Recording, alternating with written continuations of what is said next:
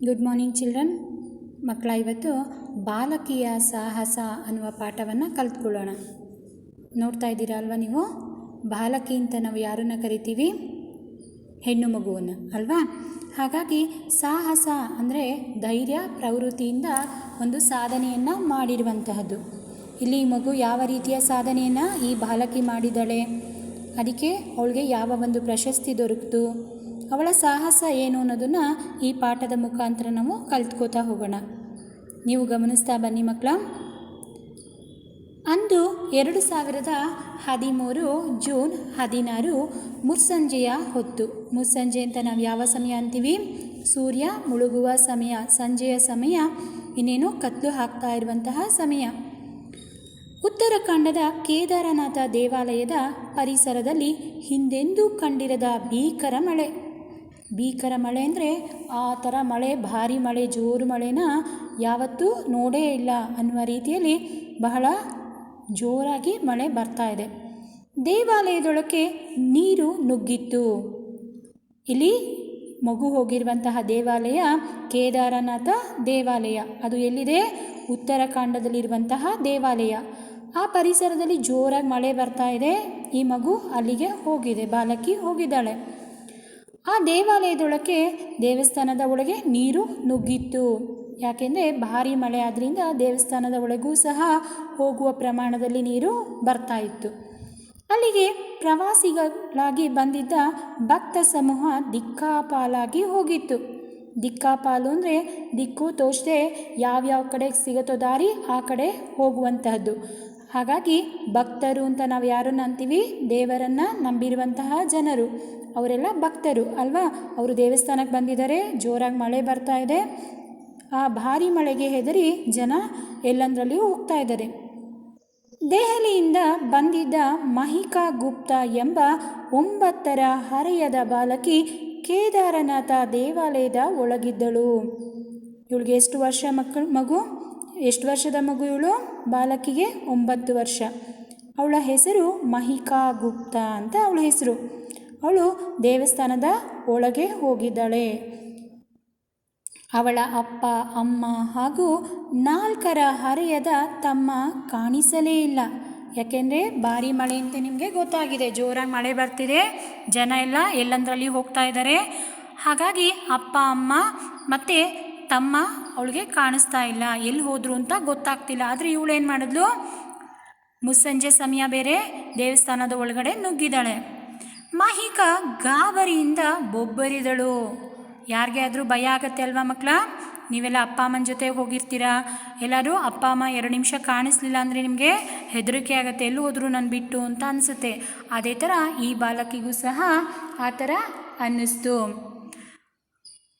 ಪ್ರವಾಹದ ಗದ್ದಲದಲ್ಲಿ ಅದು ಯಾರಿಗೂ ಕೇಳಿಸಲಿಲ್ಲ. ಇವಳು ಅಷ್ಟು ಬೊಬ್ಬರಿತಾ ಇದ್ದರೆ, ಅಂದರೆ ಶಬ್ದ ಜೋರಾಗಿ ಕೂಗ್ತಾ ಇದ್ದಾಳೆ.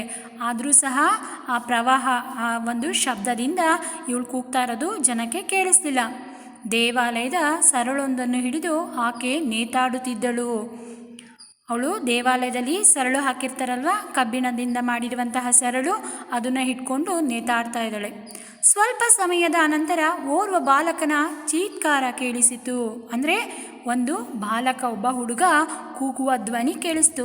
ಆಕೆ ಕಿವಿ ಕೊಟ್ಟು ಆಲಿಸಿದಳು. ಆಲಿಸುವುದು ಅಂದರೆ ಕೇಳಿಸಿಕೊಳ್ಳುವುದು, ಗ್ರಹಿಸುವುದು.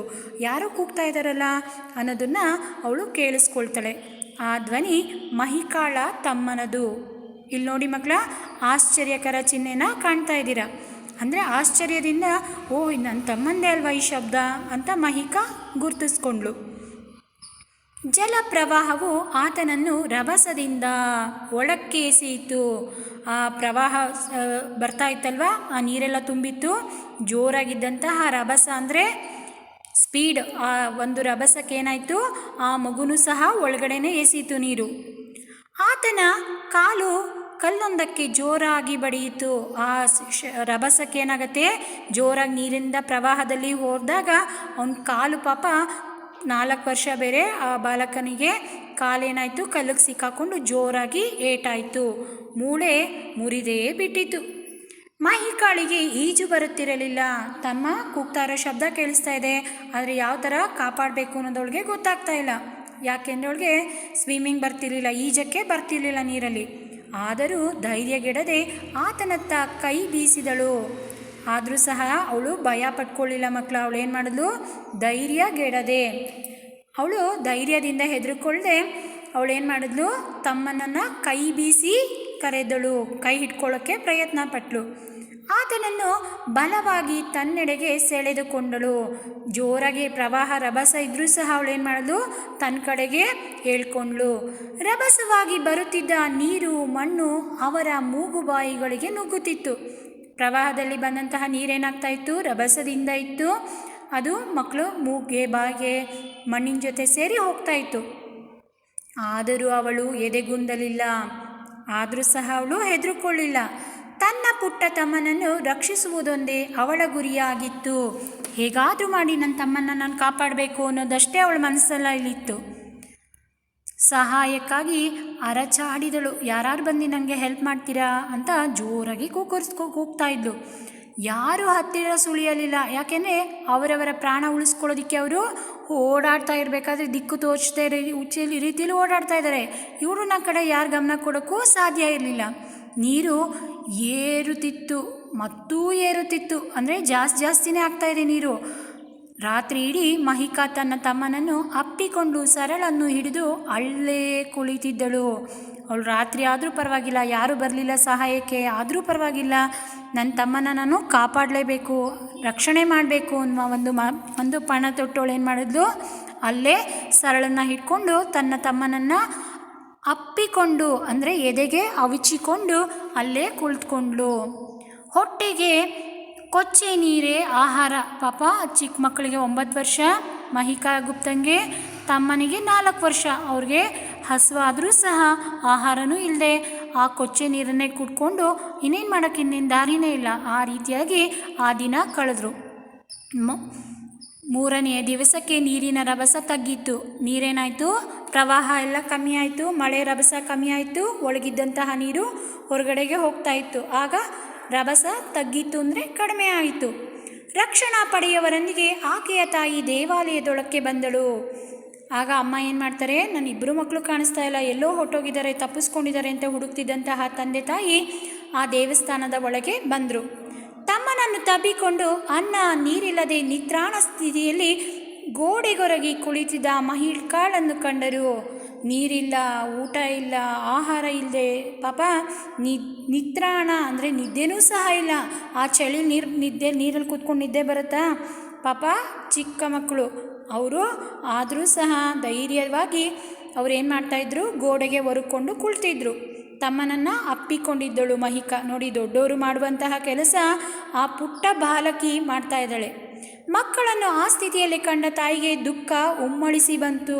ಅಯ್ಯೋ, ನಾವೆಲ್ಲ ಇದ್ದರೂ ಮಕ್ಕಳಿಗೆ ಈ ಥರ ಪರಿಸ್ಥಿತಿ ಬಂತಲ್ಲ ಅಂತ ಅಮ್ಮನಿಗೆ ಮಕ್ಕಳು ಕಂಡಂತಹ ಸಂತೋಷ. ಆದರೆ ಈ ಪರಿಸ್ಥಿತಿಯಲ್ಲಿ ಸಿಕ್ಕಾಕೊಂಡ್ರಲ್ಲ ಪಾಪ ನನ್ನ ಮಕ್ಕಳು ಅಂತ ದುಃಖ ಉಮ್ಮಳಿಸಿತು. ಅಂದರೆ ಹೆಚ್ಚಾಯಿತು ದುಃಖ, ಇನ್ನೂ ದುಃಖ ನೋವು ಬಂತು. ಆಕೆ ಇಬ್ಬರನ್ನು ಗಟ್ಟಿಯಾಗಿ ತಬ್ಬಿಕೊಂಡಳು. ತನ್ನಿಬ್ಬರು ಮಕ್ಕಳು ಸಿಕ್ಕಿದ್ರಲ್ಲ ಅನ್ನುವ ಒಂದು ಸಂತೋಷದಿಂದ ಗಟ್ಟಿಯಾಗಿ ಔಚಿಕೊಂಡಳು, ತಬ್ಬಿಕೊಂಡಳು. ಮರುದಿವಸ ಮಹಿಕಾಳ ವೀರಗಾಥೆಯನ್ನು ಪತ್ರಿಕೆ, ದೂರದರ್ಶನ, ರೇಡಿಯೋಗಳು ಪ್ರಸಾರ ಮಾಡಿದವು.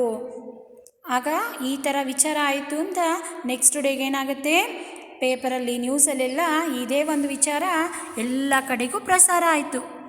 ಆಕೆಯ ಶೌರ್ಯವನ್ನು ಮನಗೊಂಡು ರಾಷ್ಟ್ರಪತಿಯವರು 2014 ಜನವರಿ 26ರಂದು ರಾಷ್ಟ್ರೀಯ ಶೌರ್ಯ ಪ್ರಶಸ್ತಿಯನ್ನು ಕೊಟ್ಟು ಗೌರವಿಸಿದರು. ನೋಡಿದ್ರೆ ಇಂತಹ ಸಾಹಸ ಧೈರ್ಯ ಮಾಡಿದ್ದ ಮಹಿಕಾಳಿಗೆ ಆಗ ಶೌರ್ಯ ಪ್ರಶಸ್ತಿ, ರಾಷ್ಟ್ರೀಯ ಶೌರ್ಯ ಪ್ರಶಸ್ತಿ ಸಿಕ್ತು. ಇಂದಿನ ಮಕ್ಕಳು ಮುಂದಿನ ಧೀರ ಜನಾಂಗವಾಗಬೇಕೆಂಬ ಸಂದೇಶವನ್ನು ರಾಷ್ಟ್ರಪತಿಯವರು ತಮ್ಮ ಭಾಷಣದಲ್ಲಿ ಸಾರಿದರು. ಆ ಒಂದು ಪ್ರಶಸ್ತಿ ಪ್ರದಾನ ಸಮಾರಂಭದಲ್ಲಿ ಮಹಿಕಾಳ ಒಂದು ಧೈರ್ಯ ಮೆಚ್ಚಿ ಸನ್ಮಾನ ಮಾಡಿದ್ರು. ರಾಷ್ಟ್ರಪತಿಯವರು ಮಾತಾಡಬೇಕಾದ್ರೆ ಅವರ ಒಂದು ಭಾಷಣದಲ್ಲಿ ಇಂತಹ ಮಕ್ಕಳು, ಸಾಹಸದ ಮಕ್ಕಳ ಕಥೆಗಳನ್ನು ನೀವು ಓದಬೇಕು. ಹಾಗಾಗಿ ಇಂದಿನ ಮಕ್ಕಳು ಧೀರ ಜನಾಂಗವಾಗಬೇಕು, ಧೈರ್ಯದಿಂದ ಮುಂದುವರಿಯುವಂತಹ ಪ್ರಜೆಗಳಾಗಬೇಕು ಆ ಒಂದು ಸಂದೇಶನ ರಾಷ್ಟ್ರಪತಿಯವರು ತಮ್ಮ ಭಾಷಣದಲ್ಲಿ ನೀಡ್ತಾರೆ. ಇಂತಹ ಸಾಹಸ ಮಾಡಿದ ಮಹಿಕಾ ಗುಪ್ತಾಳನ್ನು ಎಷ್ಟು ಕೊಂಡಾಡಿದರೂ ಸಾಲದು. ನೋಡಿದ್ರ, ಈ ಥರ ಧೈರ್ಯವಾಗಿ ಸಾಹಸ ಮಾಡಿದ್ರೆ ಪ್ರತಿಯೊಬ್ಬರೂ ಸಹ ಪ್ರಶಂಸಿಸ್ತಾರೆ. ಹಾಗಾಗಿ ಧೈರ್ಯ ಎಲ್ಲರಲ್ಲೂ ಇರಬೇಕು. ಇಂದಿನ ಮಕ್ಕಳು ನಾಳಿನ ಪ್ರಜೆಗಳು ಅಲ್ವಾ? ಹಾಗಾಗಿ ಧೈರ್ಯವನ್ನು ತೋರಿಸಿದಂತಹ ಈ ಬಾಲಕಿಗೆ ರಾಷ್ಟ್ರೀಯ ಶೌರ್ಯ ಪ್ರಶಸ್ತಿ ಸಿಕ್ತು. ನೋಡಿದ್ರ ಮಕ್ಕಳ, ಹಾಗಾಗಿ ನೀವು ಇಂತಹ ಸಾಹಸದ ಕಥೆಗಳನ್ನು ಓದಿ ಅರ್ಥ ಮಾಡ್ಕೊಳ್ಬೇಕು. ಎಂತಹ ಪರಿಸ್ಥಿತಿಯಲ್ಲೂ ಸಹ ಧೈರ್ಯವನ್ನು ಕೆಡಬಾರ್ದು. ಬಹಳ ಧೈರ್ಯದಿಂದ ಮುನ್ನುಗ್ಗಿದ್ರೆ ಪ್ರತಿಯೊಂದು ಸಾಧ್ಯ ಅನ್ನೋದಕ್ಕೆ ಇದು ಒಂದು ಉದಾಹರಣೆ ಅಂತ ತಿಳ್ಕೊಳ್ಳಿ. ಈ ಪಾಠವನ್ನು ಓದಿ ಅರ್ಥ ಮಾಡ್ಕೊಳ್ಳಿ. ಓಕೆ, ಈಗ ಕೆಳಗಡೆ ಒಂದು ಅರ್ಥ ತಿಳಿಯಿರಿ ಅಂತ ಕೊಟ್ಟಿದ್ದಾರೆ, ಅದನ್ನು ಗಮನಿಸಿ ಮಕ್ಕಳ. ಮುಸ್ಸಂಜೆ ಸೂರ್ಯ ಮುಳುಗುವ ಹೊತ್ತು. ನಾವು ಸಂಜೆಯ ಹೊತ್ತು ಅಂತ ಹೇಳ್ತೀವಲ್ವ, ಮುಸ್ಸಂಜೆ ಆಯಿತು ಅಂತ ಅಂದರೆ ಸೂರ್ಯ ಮುಳುಗುವ ಸಮಯವನ್ನು ಮುಸ್ಸಂಜೆ ಅಂತ ಕರಿತೀವಿ. ಸಮೂಹ ಅಂದರೆ ಗುಂಪು. ಪ್ರವಾಸಿ ಪ್ರಯಾಣಿಕ ಅಥವಾ ಯಾತ್ರಿಕ ಅಂತಲೂ ಹೇಳ್ತೀವಿ. ಸೆಳೆಯು ಅದರ ಅರ್ಥ ಎಳೆಯು, ಆಕರ್ಷಿಸು. ಪ್ರವಾಹ ತುಂಬಿ ಹರಿಯುವಿಕೆ. ಚೀತ್ಕಾರ ಅರಚುವಿಕೆ, ಬೊಬ್ಬರಿಯುವಿಕೆ. ಕೊಚ್ಚೆ ಕೊಳೆತ ವಸ್ತು. ಸಂದೇಶ ಮಹತ್ವದ ಮಾತು, ವಿಶೇಷ ಮಾತು, ವಿಶೇಷವಾದಂತಹ ಸುದ್ದಿ. ನಿತ್ರಾಣ ಬಲಹೀನ, ದುರ್ಬಲನ್ನು ಸಹ ನಾವು ಕರಿಬೋದು.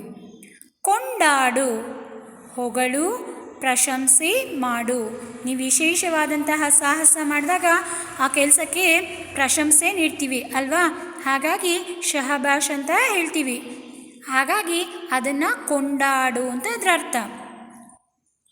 ಎದೆಗುಂದು ಧೈರ್ಯ ಕಳೆದುಕೊಳ್ಳು, ಹೆದರು. ನನಸು ಸತ್ಯ, ನಿಜ.